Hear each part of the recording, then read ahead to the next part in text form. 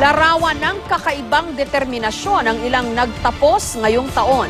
Ang isang lolong 81 taong gulang nagtapos ng abogasya sa Sorsogon City. Kasama rin sa mga nagmarcha ngayong taon ang Kapuso star na si Dingdong Dantes.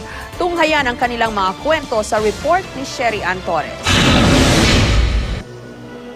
Walang kamay at hindi nakakalakad si Mary Grace, pero ang kanyang kapansanan, hindi niya hinayaang maging hadlang sa kanyang kinabukasan. Nitong Sabado, isa si Mary Grace sa halos 500 nagtapos sa Universidad de Santa Isabel sa kursong Bachelor of Music.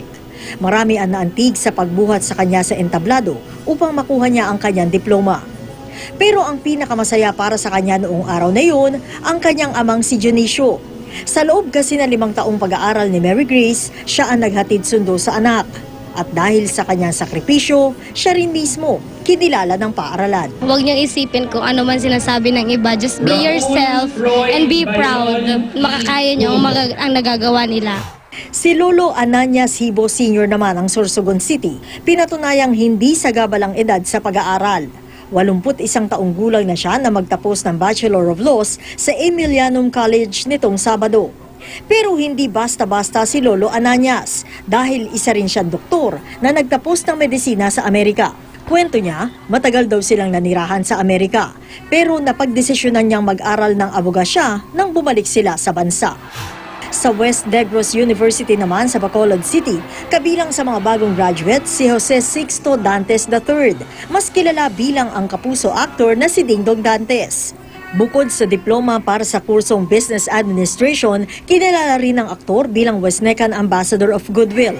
Sinamahan si Dingdong ng kanyang mga magulang, mga kaibigan at ng kanyang kasintahang si Marian Rivera. Sa kabila ng kanyang pagiging abala sa showbiz, hindi raw nakalimutan ni Dingdong ang kahalagahan ng edukasyon. Yung edukasyon, yan yung isang pinakamahalagang bagay na pwede mong maibahagi at maibahagi sa sarili mo o sa ibang tao man.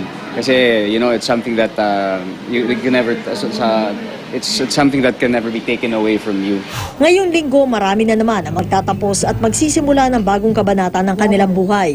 Paalala ng Department of Education, gawing simple pero makabuluhan ang graduation. Huwag itong magamit, itong graduation ceremonies natin bilang platform for political campaign. Dahil sa huli, wala sa kapirasong papel o magarbong selebrasyon ang tunay na kahulugan ng pagtatapos. Sherry Ann Torres, GMA News.